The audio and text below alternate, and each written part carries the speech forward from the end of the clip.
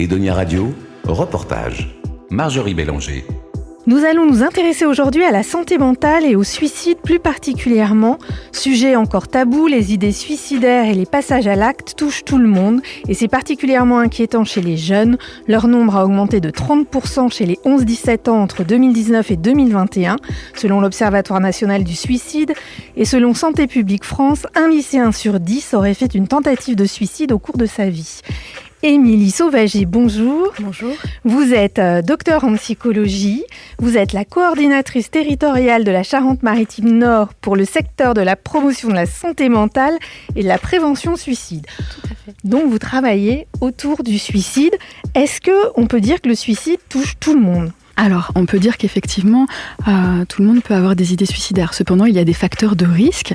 Selon le dernier rapport de l'Observatoire régional de santé Nouvelle-Aquitaine, qui a été publié en septembre 2025, on voit qu'en Nouvelle-Aquitaine, c'est la première cause de mortalité évitable chez les 30-44 ans, par exemple, qu'au niveau national, on a 75% des décès par suicide qui sont des hommes, 80% en Nouvelle-Aquitaine, et le suicide, c'est toujours complexe et multifactoriel.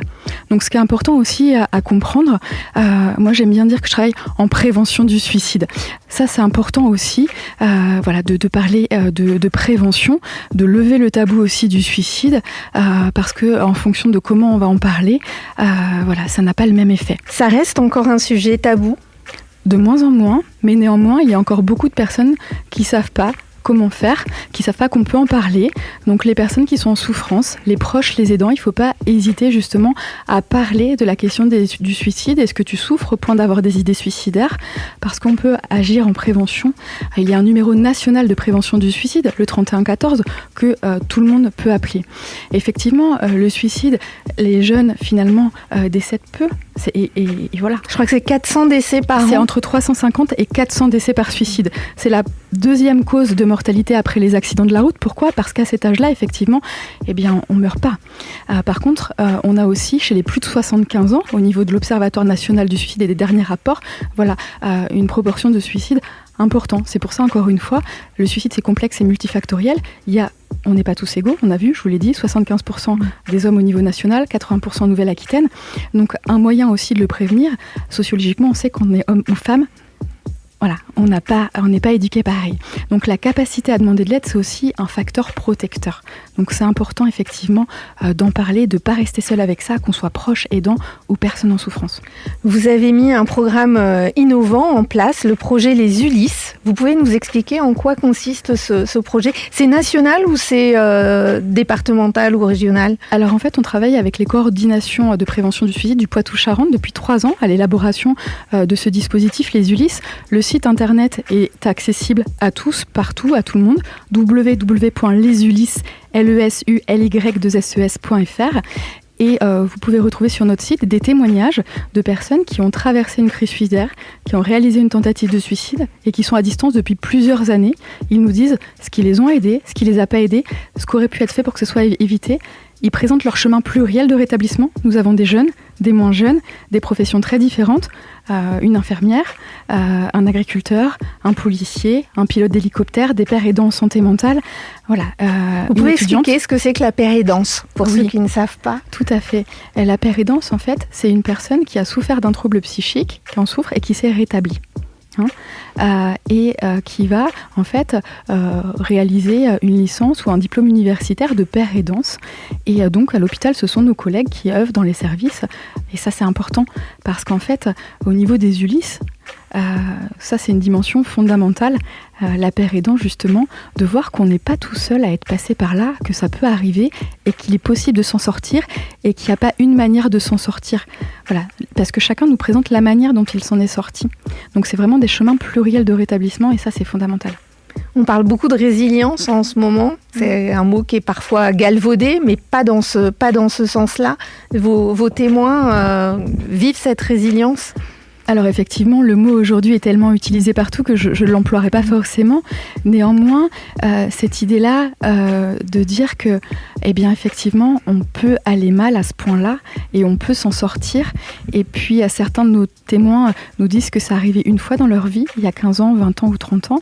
Tout à l'heure, je le disais, le suicide, c'est complexe et multifactoriel. Souvent, on dit... une causalité. Mais non, en fait. C'est la goutte d'eau qui a fait déborder le vase était déjà bien plein. Donc c'est aussi important de faire attention à ce qu'on dit. Et puis pour en revenir à votre question, au niveau des témoins, vraiment, ils vont parler en fait de ce qui les a aidés et non. Et aussi, certains vous disent qu'ils n'ont plus du tout d'idées suicidaires aujourd'hui depuis des années, et d'autres ont réalisé plusieurs tentatives de suicide et qu'ils vous disent qu'ils connaissent le chemin et qu'ils ont mis en place plein de facteurs protecteurs. Parce qu'on parle souvent des facteurs de risque que sont l'isolement. On a vu le genre aussi, si on est un homme par rapport à une femme, l'âge, les tranches d'âge, vous avez commencé par là, effectivement, des périodes de la vie où on est plus vulnérable. C'est le cas quand on est adolescent, quand on est jeune et quand on est personne âgée. C'est des moments où on se construit aussi et donc on est plus vulnérable.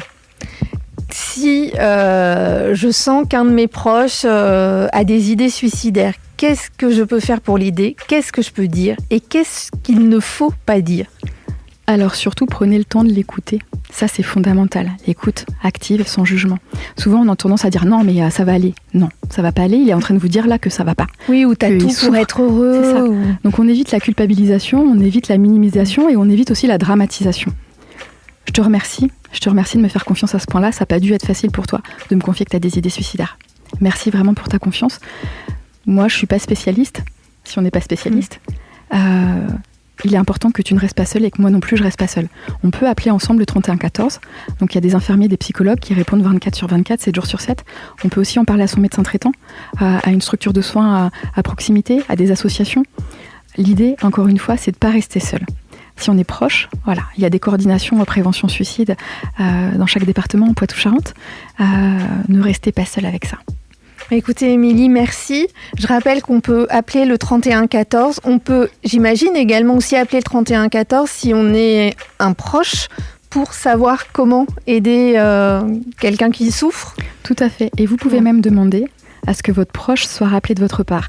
Tout le monde est légitime à appeler le 3114. C'est le numéro de prévention du suicide et de la souffrance psychique. Donc n'attendez pas, n'hésitez pas à les appeler, que vous soyez proche, aidant, personne en souffrance, personne endeuillée par suicide aussi. Il existe une plateforme pour les endeuillés par suicide qui est la plateforme nationale Espoir, ESPOIR-6 suicide.fr.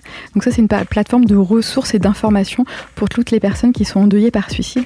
Et ils peuvent aussi appeler le 3114 qui leur dira en fait au niveau de leur région quels sont les centres ressources. Vous voyez, nous, on dépend du centre de prévention suicide de Poitiers et le coordinateur du 3114 Poitou-Charentes, il nous connaît très bien. Donc ça permet aussi d'avoir des ressources de proximité. Donc si vous êtes proche, vous pouvez appeler. Vous pouvez même demander à ce que votre proche soit rappelé. Si vous êtes professionnel formé ou non à la prévention du suicide, vous pouvez appeler pour demander des conseils et également appeler pour être débriefé suite à un entretien difficile. Donc tout le monde peut appeler le 3114. Émilie, merci. On retrouvera tous les renseignements sur le site d'Edonia Radio. Merci. Un grand merci à vous. Edonia Radio.